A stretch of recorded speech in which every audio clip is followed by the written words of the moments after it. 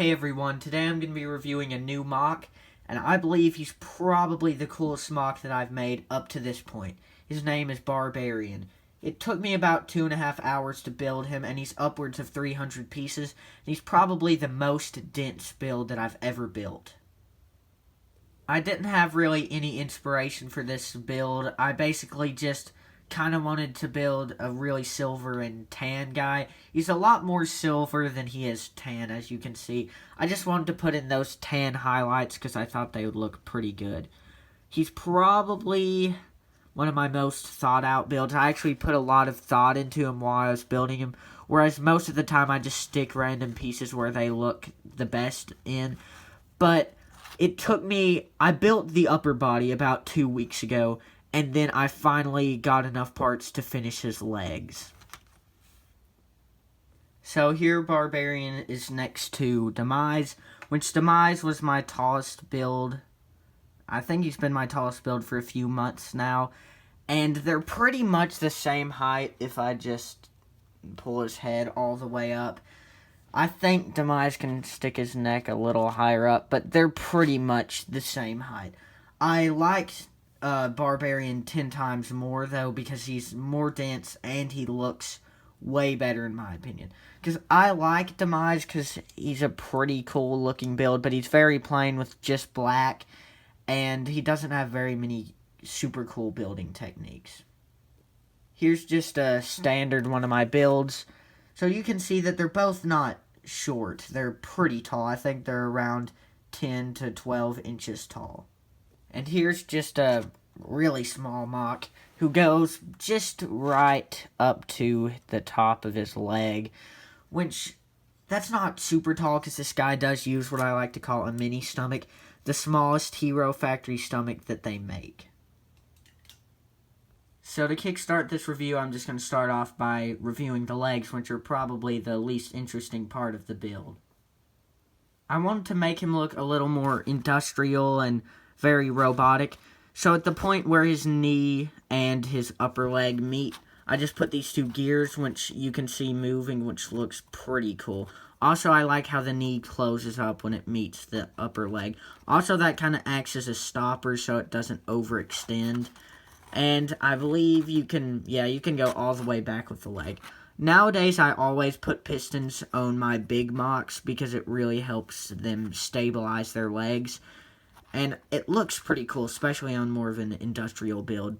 Also, I connected the piston by this ball joint, so the foot can still rotate freely, so it's not, like, fixed in one place.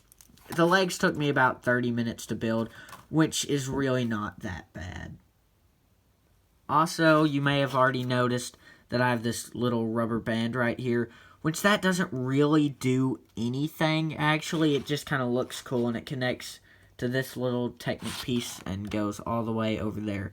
At one point I thought about putting a rubber band like all the way across this, so then the gears would almost do something, since it would be like a belt running across, but I just decided not to because I would have needed a pretty big rubber band to go across that. I like how the pistons work. They don't really interfere in any way, and they look pretty good. I like the feet. I used Stormer XL's feet for this build. It took me a second to figure out how I was going to connect the piston at the bottom. Also, I like this Bionicle / like the first wave of Hero Factory jet piece that I used here. It looks pretty good. I've always liked that piece. Then I use this Bionicle armor plate piece, which looks good. He actually has pretty good posability in his legs. Some of the bigger guys I build don't have the best posability, but you can put him on his knees and you can move his upper leg all around because it doesn't have a piston that restricts it. I mean, these pistons don't really restrict it, but I think if the piston wasn't here, his leg could go even farther back. But that's really not that bad. It doesn't limit it too much, which I think is pretty good. I'm going to use this guy in stop motion, so I don't know exactly how that's going to work yet. It might be a little bit tricky, but hopefully I can figure something out. Now, moving on to the arm, you'll see that I just used that same gear piece here and put it on the ball joint, so it'll look like the gear is actually moving the arm, which I think that's a pretty good technique. Also, I put a stopper back here so the arm wouldn't overextend too much. It overextends a little bit, but it's not that bad. I like how the forearm looks. It's kind of, I don't really know how to explain it, but it's kind of bare bones. It's really not that detailed. It's just kind of skinny, but it looks pretty good. I kind of like how he looks industrial. At least he looks industrial to me. I like his hands a lot. They actually work very good. I put this bar back here connecting to this Technic piece so it'd hold this little gray piece in place. Because usually, if you don't have this piece running along, if I can take it off, when you move the finger, it'll sometimes slide this piece too. So I wanted to fix that, so I just put this bar piece along it. And also, I put this plus sign there so he can hold weapons, which it works very well. I don't know how making a gun will work, because you'll kind of have to make it go pretty high up and then out a lot. It might look a little over-exaggerated, so I think the handle will be too long. I'll have to, like, pre-build guns specifically for him, which is okay. I really like the overall design of the arm, and I think they took me probably about 30 minutes to build. I like the hands. I like the biceps. They look pretty good. I love this armor plate piece. Overall, I think he has some of the best limbs that I've ever built. Now, moving on to the body. This is probably one of the best stomachs that I've ever built. It's very dense. I really like this Bionicle armor plate and this Bionicle armor plate. They're both very good pieces, and I integrated them in very well. I like how this piece just slopes up, and this piece kind of completes that shape with a piston running down. It looks really cool. Also, I just used a tan axle there to kind of add a little extra tan. I like how this armor plate is used here. This piston slopes down, and this tan slopes along with it. I think that looks pretty good. This tan piece, I guess you would classify it as like a small wing. Otherwise, I don't know what in the world you would classify it as. I don't know a lot of the technical names for most of the pieces I talk about. I just kind of give them a random name, like a Bionicle armor plate. I really like this Bionicle foot piece. This came from Hydrax, and it was actually used for his chest. So I thought, kind of a callback to Hydrax, and I would use it for this build. Also, these tan flaps that I used were pretty difficult to connect. I just used a small Lego, like, T-piece that just goes up all the way into his shoulder pads. The shoulder pads connect down here, and they would wiggle, but I connected them with wires. So from right here to there, that's all how his shoulder plates connect. All three of those pieces. Just, it's kind of complex. I'm not sure if I'm really explaining it very well. But his shoulder plates just took a while to get fixed in place. But I think they turned out pretty good. He looks very intimidating with the high shoulder pads. He looks very steampunk, and I like that. His arms can move pretty far up, which is good. They can move far forward and far back. So his arms really have good articulation, which is pretty good. The only big piece that I used for his stomach is this Bionicle shoulder piece, the preset one. It looks pretty good.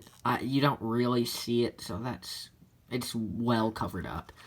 I like adding a lot of pieces onto the body, and I think I did a pretty good job here. I used an Alex head to kind of complete the back shape, which looks pretty good. It's a big piece of armor.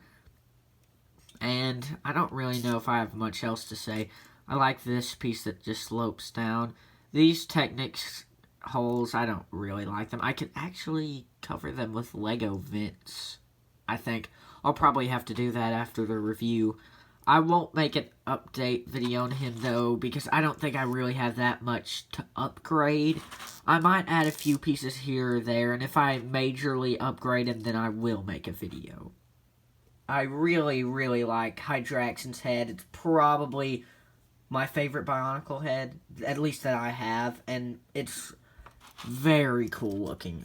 I just like the overall shape of the mask, and it's kind of small and condensed, but it just looks evil. It's kind of like a robotic skull.